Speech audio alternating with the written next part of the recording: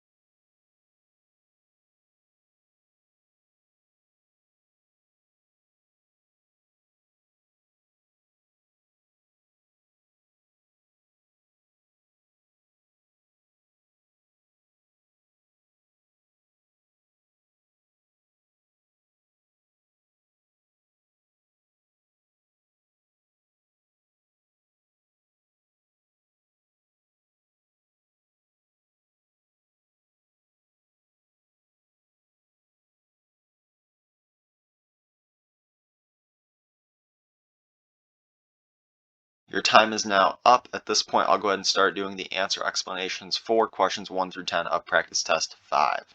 So I'm going to go ahead and read the passage. The passage is adopted from William Maxwell, The Folded Leaf, copyright 1959 by William Maxwell, originally published in 1945. The Alcazar restaurant was on Sheridan Road, near Devon Avenue. It was long and narrow, with tables for 2 along the walls and tables for 4 down the middle. The decoration was art modern, except for the series of murals depicting the 4 seasons and the sick ferns in the front window.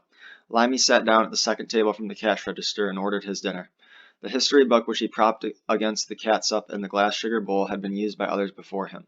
Blank pages front and back were filled with maps, drawings, dates, comic cartoons, and organs of the body, also with names and messages no longer clear and never absolutely legible. On nearly every other page there was some marginal notation, either in ink or in very hard pencil, and unless someone had upset a glass of water, the marks on page 177 were from tears. While Limey read about the Peace of Paris, signed on the 13th of May, 1814, between France and the Allied powers, his right hand managed again and again to bring food up to his mouth. Sometimes he chewed, sometimes he swallowed whole the food that he had no idea he was eating. The Congress of Vienna met with some allowance for delays. Early in November of the same year, and all the powers engaged in the war on either side sent plenipotentiaries. It was by far the most splendid and important assembly ever convoked to discuss and determine the affairs of Europe. The Emperor of Russia, the King of Prussia, the Kings of Bavaria, Denmark, and Württemberg, all were present in person at the court of the Emperor Francis I in the Austrian capital. When Limey put down his fork and began to count them off one by one on the fingers of his left hand, the waitress, whose name was Irma, thought he was through eating and tried to take his plate away. He stopped her. Prince Metternich, his right thumb, presided over the Congress, and Prince Talleyrand, the index finger, represented France. A party of 4, 2 men and 2 women, came into the restaurant, all talking at once, and took possession of the center table nearest Limey. The woman had shingled hair and short, tight skirts, which exposed the underside of her knees when she sat down. One of the women had the face of a young boy, but disguised by one trick or another, lipstick, powder, wet bangs plastered against the high forehead, and a pair of long pendant earrings, to look like a woman of 35, which as a matter of fact she was. The men were older. They laughed more than there seemed any occasion for while they were deciding between soup and shrimp cocktail, and their laughter was too loud. But it was the women's voices, the terrible, not quite sober pitch of the women's voices, which caused Limey to skim over 2 whole pages without realizing what was on them. Fortunately, he realized this and went back. Otherwise, he might have never known about the secret treaty concluded between England, France, and Austria, when the pretensions of Prussia and Russia, acting in concert, seemed to threaten the renewal of attack. The results of the Congress were stated clearly at the bottom of page 67 and at the top of page 68, but before Limey got halfway through them, a coat that he recognized as his father's hung on the hook next to his chair. Limey closed the book and said, "I didn't think you were coming."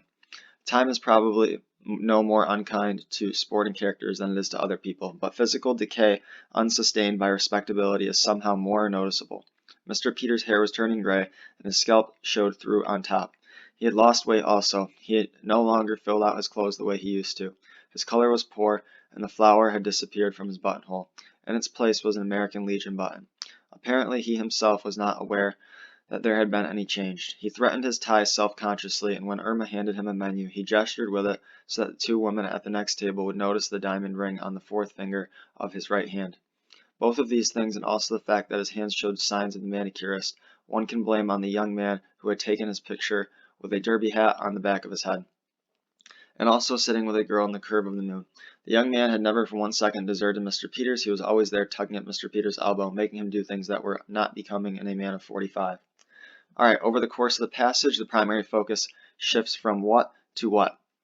Well, in the beginning, we talk about Limey reading this book inside of this restaurant, so we're really focusing in on Limey and his experience with the book. And then as we move on, we talk about descriptions of people in the restaurant. So we're talking about the woman, the 2 men, what they're doing, their obnoxious laughter. Then we start talking about his father that comes into the restaurant. So we're really focusing in on Limey's experience in reading a book and then moving into the descriptions of the people in the restaurant. Now, if we look at answer choice A, it is wrong because it says Limey's inner thoughts to observations made by the other characters. The observations aren't made by other characters, they are made by Limey. So we can get rid of A. B, an exchange between strangers. There's really no exchange between strangers there, right? That would be like an exchange between Limey and the strangers, but that never occurs, so we can get rid of B. C, the physical setting of the scene to the different characters' personality traits. We don't really discuss their personality traits, so that is incorrect as well. Also, that doesn't really talk about Limey at all, and Limey is a part of the passage, right?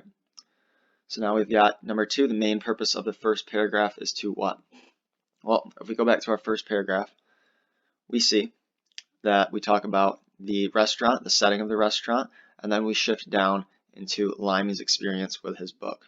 So the main purpose of that first paragraph then is going to be to really convey that setting, because we talk about the setting of the restaurant, the tables, where they're set up, and then we do that by describing the place and the object. So we have the 2 chairs are along the outskirts of the restaurant, and we have 4 chair or more chair setups in the middle, and we're really conveying the setting of that restaurant.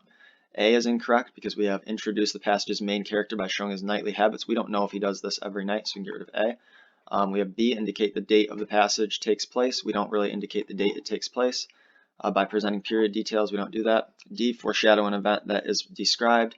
We are not foreshadowing an event that is described in detail later in the passage. So we can get rid of D as well.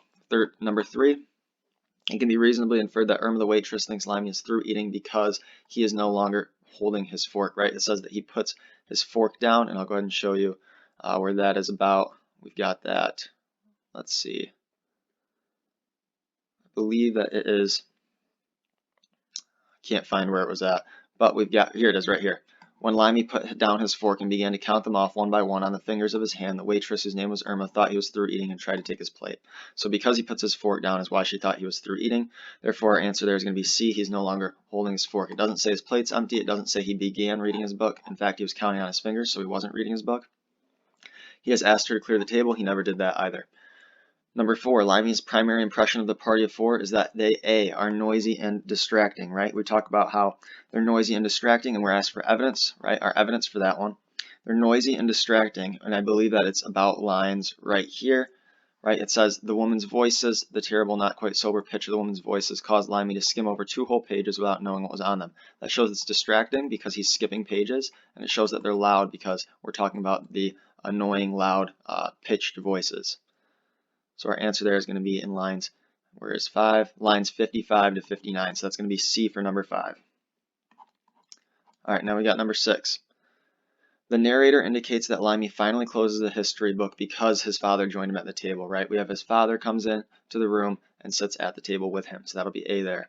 The primary impression created by the narrator's description of Mr. Peters is that he is, we can go ahead and go to lines 74 to 79 to support our answer, but we remember that it talks about him being old, turning gray. His scalp showed through on top, so he's old, lost weight, no longer fills his clothes the way he used to. His color's poor, so he's really old and aging. He's aging and he is shriveling, right? So aging and shriveled will be our answer there. That'll be D. He's not nervous and hesitant. He's just old. He's not angry, and he's not healthy and fit because he's old and shriveling. All right, question 8. The main idea of the last paragraph is that Mr. Peters what?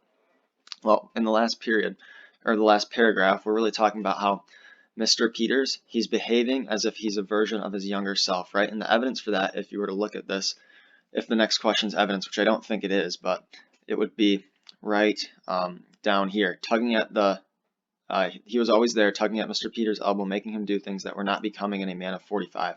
So this not becoming in a man of 45 means that it's not like something a man who was 45 would do, right? He's making him do things that would be much younger, right? Associated with a younger man. So he behaves as if he's a younger version of himself there. We don't say that he neglects to spend time with family, so we can get rid of that. Is conscious of symbols of wealth and power. We don't talk about wealth and power. And is preoccupied with the knowledge he's getting old. In fact, it's the opposite of that. He's behaving as if he's young. So we can select B as our answer there. Question 9. Which choice best supports the conclusion Mr. Peters wants to attract attention? Well, that is going to be back where we talk about him flashing his ring at the waitresses. So that is going to be in lines 81, I believe, right here. Yep. He straightened his tie self-consciously, and when Irma handed him a menu, he gestured it so that the 2 women at the next table would notice the diamond ring on the forefinger of his right hand. Right? So we're really talking about how his he's making these gestures to these women so he can gain attention so that they see that he's married. So that's 81 to 85, and that's showing that he wants attention. So that's going to be line choice B is 81 to 85, so that will be our answer there for him attracting attention. All right, question 10. As used in line 93, becoming most nearly means, well, we kind of talked about this already, but when we say making him do things that were not becoming of a man of 45, we're really talking about things that aren't fit of a man of 45, right? Things that a younger man would do. So they aren't fitting of a man of 45 should be our answer there. Right? It's not that they aren't emerging, not that they're not developing or happening. They're just not fitting of a man of 45 because they're fitting of a man younger. So 10, our answer there will be B, and we can move on to passage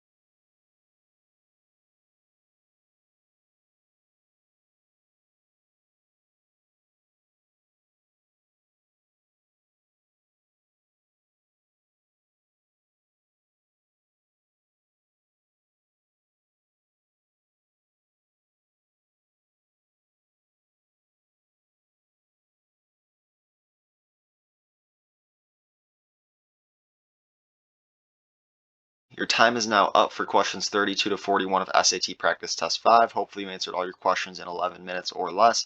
Now I'm going to go ahead and walk you through the answers for questions 32 to 41. All right, let's get started with passage 4. I'll read through it and then I'll get into the questions. This passage is adopted from John Bohannon, Why You Shouldn't Trust Internet Comments, copyright 2013 by American Association for the Advancement of Science. The wisdom of crowds has become a mantra of the internet age. Need to choose a new vacuum cleaner? Check out the reviews on online merchant Amazon. But a new study suggests that such online scores don't always reveal the best choice. A massive controlled experiment of web users finds that such ratings are highly susceptible to irrational herd behavior and that the herd can be manipulated. Sometimes the crowd really is wiser than you. The classic examples are guessing the weight of a bull or the number of gumballs in a jar. Your guess is probably going to be far from the mark, whereas the average number of people's choices is remarkably close to the true number. But what happens when the goal is to judge something less tangible, such as the quality or worth of a product? According to one theory, the wisdom of the crowd still holds. Measuring the aggregate of people's opinions produces a stable, reliable value. Skeptics, however, argue that people's opinions are easily swayed by those of others. So nudging a crowd early on by presenting contrary opinions, for example, exposing them to some very good or bad attitudes, will steer the crowd in a different direction. To test which hypothesis is true, you would need to manipulate huge numbers of people, exposing them to false information and determining how it affects their opinions. A team led by Sinan Aral, a network scientist at MIT in Cambridge, did exactly that. Aral has been secretly working with a popular website that aggregates news stories. The website allows users to make comments about news stories and vote each other's comments up or down. The vote tallies are visible as a number next to each comment, and the position of the comments is chronological. Stories on the site get an average of about 10 comments and about 3 votes per comment. It's a follow-up to his experiment using people's ratings of movies to measure how much individual people influence each other online. Answer: a lot. This time, he wanted to know how much the crowd influences the individual and whether it can be controlled from outside. For 5 months, every comment submitted by a user received an upvote positive, a downvote negative, or as a control, no vote at all. The team then observed how users rated these comments. The users generated more than 100,000 comments that were viewed more than 10 million times and rated more than 300,000 times by other users. At least when it comes to comments on news sites, the crowd is more herd-like than wise. Comments that received fake positive votes from the researchers were 32% more likely to receive more positive votes compared to the control, the team reports, and those comments were no more likely than the control to be downvoted by the next viewer who see them. By the end of the study, positively manipulated comments got an overall boost of about 25%. However, the same did not hold true for negative manipulation. The rating of comments that got a fake downvote were usually negated by an upvote by the next user to see them. Our experiment does not reveal the psychology behind people's decisions, Aral says, but an intuitive explanation is that people are more skeptical of negative social influence. They're more willing to go along with positive opinions from other people. Duncan Watts, a network scientist at Microsoft Research in New York City, agrees with that conclusion. But one question is whether positive herding bias is specific to this site or true in general, Wyatt says. He points out that the category of the news items in the experiment had a strong effect on how much people could be manipulated. I would have thought that business is pretty similar to economics, yet they find a much stronger effect, almost 50% stronger for the former than the latter. What explains this difference? If they're going to apply these findings to the real world, we'll need to know the answers. Will companies be able to boost their products by manipulating online ratings on a massive scale? That is easier said than done, Wyatt says. If people detect or learn that comments on a website are being manipulated, the herd may spook and leave entirely. All right, and then we have a figure. So now we can go ahead and get into our answer choices and our questions. So we have, over the course of the passage, the main focus shifts from a discussion of an experiment and its results to what? All right, well, we talk about our experiment and our results, that the crowd can be very manipulated, to what that means, right? What is the consideration of these questions that these results have given us, right?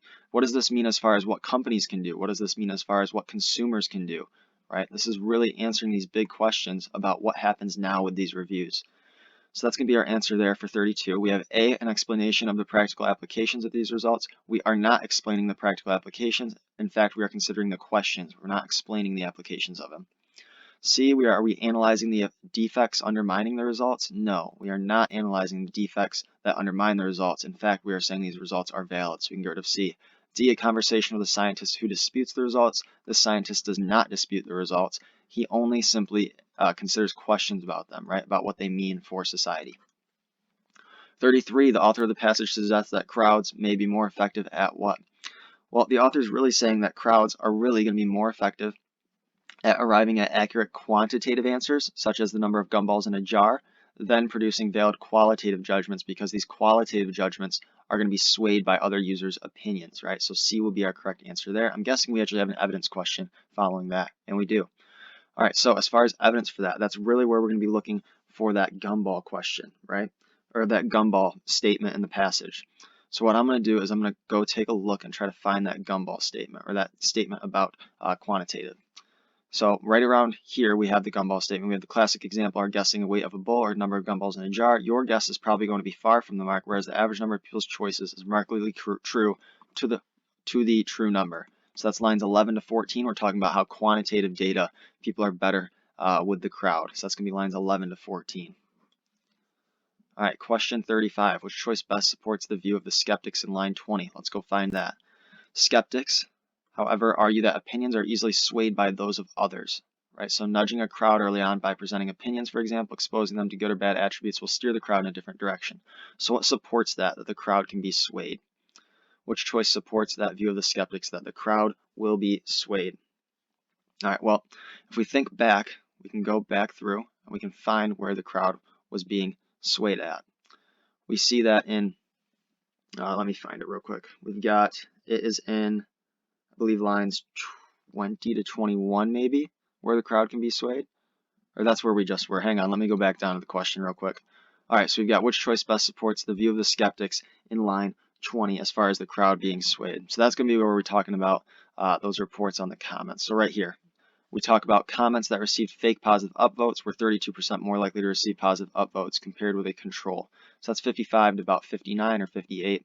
Now, what's important about this is it's showing that these fake upvotes, they also resulted in more positive votes. So it's showing that they were swayed by these fake votes. So that's going to be our evidence there for showing how the audience can be swayed. That's 55 to 58. So our answer there is going to be A. All right, so now we've got question 36. Which action would best address a question Watts raises about the study? Well, one question that Watts raises about the study is really whether this is only for news websites or whether this is true across all websites, because certain news websites can be more susceptible to things like this because their audience may be more susceptible to bias, right? So he really questions, he talks about using multiple websites to collect the ratings, and that would address his question of whether it's specific to this website and specific to this type of news site, right? So that's really going to be our answer there. He doesn't, providing fewer fake positive comments isn't going to fix that. Neither will requiring users to register before voting, and neither will informing users that the voting data is being analyzed. All right, so that answers his question because his question was whether it was only specific to that website. Next we have 37 as used in line 85. Boost most nearly means what? Well, if we go back up to line 85, we will see we've got boost in line 85. Will companies be able to boost their products by manipulating online ratings on a massive scale? Okay, right here we're really talking about will companies be able to promote their products, right? They're promoting their products to the top of the top rated list to improve their ratings on a massive scale, boost sales. So really promoting products is what they're saying by boosting products there. So go down here, and we see we do have promote there. Okay, they're not saying that they're going to increase products. If it said increase product sales, right, increase sales, that would be accurate, but it doesn't. Accelerate product, no. Protect product, no. Promote that product. Make it more appealing and more advertising there. So our answer for 37 there will be C. All right, now we've got question 38. As used in line 86, scale most nearly means what? Well, let's go to line 86 and let's get a figure on what scale is in context there. So I believe it said 86. We're looking for scale on a massive scale, okay? All right, when we're talking about on a massive scale, we're really talking about on a massive platform or something like that, right? So we are really looking at it being on a massive platform or on a massive something along those lines. Let's see what we have in our answer choices. Massive level, right? That's perfect right there. So 38 there would be A. We're looking at them promoting their products on a massive level through these false ratings, right?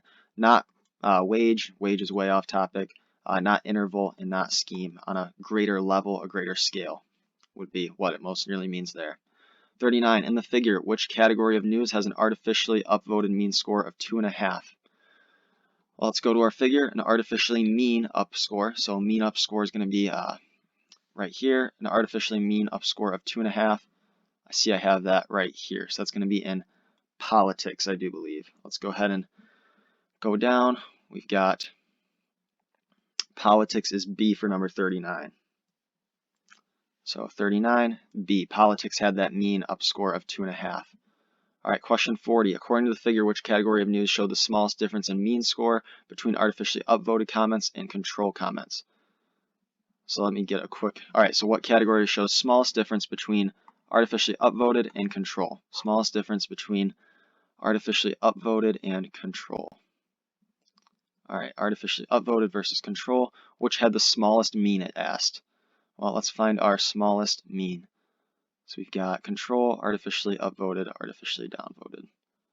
The smallest mean is going to be, I believe the smallest mean is going to be in our, let me see here. Okay, smallest mean is right here, it looks like, in this general news category. Let me just go down and take a look at that question again real quick. We've got, which category of news shows the smallest difference in mean score between artificially up? Okay, smallest difference, got it. All right, so we're looking for the smallest difference between our mean score and our control. So we're looking at the difference between this black dot and this white dot. It's the smallest here in general news. So general news will be our answer because we're asked for the smallest difference there. So that's going to be D, general news for number 40. All right, question 41. Data presented in the figure most directly supports which idea from the passage? Well, let's go take a look at it and just see what the figure shows us and then try to come up with our own answer real quick. What we see is we see a large variance between the control mean score and the artificially upvoted mean score. So we see large differences, but we also see large differences and we also see small differences in general news, right? In general news, economics, fun, information technology. So we see that it really varies with the type of news story is what we're seeing there. So we're looking for variance in the type of news story matters. So our answer for 41 then would be D, that the type of story being commented on has an impact on the degree to which people can be influenced, because there's large variance in those plot points is what we saw. We had variance that high, we had variance this low for general news. So we saw that the type of story matters. We didn't see that positive bias observed in users of the news may not apply to human behavior in other contexts, because we had contexts other than news, right? We had things like, let's go back up, we can take a look at it.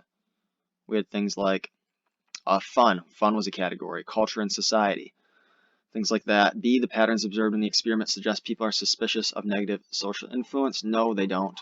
A, the mean score of artificially downvoted. We didn't see anything on artificially downvoted in our figure, so we can't say anything on that. It was only upvoted and then our control. All right, so now we are on. So hopefully today's video was helpful. If it was, make sure to like, subscribe, and share. As far as what we're going to do tomorrow, so you're scheduled to take practice test 10 on day 81. This means tomorrow what I'm going to do is I'm going to give you a similar review, and it's going to be really, really similar to the review you're going to see on day 90, which would be the day before your SAT. The reason I'm doing this is because I want you to get a preview basically of what that review is going to be like the day before you take your SAT. That way, if there's anything that you want to make sure you review before you take your SAT that isn't covered in that video, you know that before the day before. So that way you can kind of schedule that in as well. So tomorrow's review, it's going to have 40 minutes that are going to be the exact same as the review the day before the SAT. Now the other right around half an hour or so, it's going to be the practice problems, right? So I go through some practice problems for around half an hour. I do that the same on the day before the SAT, but I'm using different problems tomorrow than you're going to see on the day before the SAT, because I don't want you to see those same problems in a 10-day span, right? I want you to see different problems. So you're going to have different problems, but you're going to see the same sort of grammar review, math review, as far as the formulas, not the problems, and then also pacing review. Okay, so that's what's going to play tomorrow. You'll see 40 minutes. That'll be the same as the review the day before the SAT, but then you'll also see 30 minutes of practice problems, which will be different. Okay, but they'll be similar as far as the types of practice problems, just different numbers and things like that. So with that, let's go ahead and end today's video. Thank you for watching. Like, share, subscribe. There'll be a donation link in the description if you'd like to donate. Any private SAT tutoring I'm doing, private college admissions consulting I'm doing, and things like that will be linked in the description as well. As always, have a great day.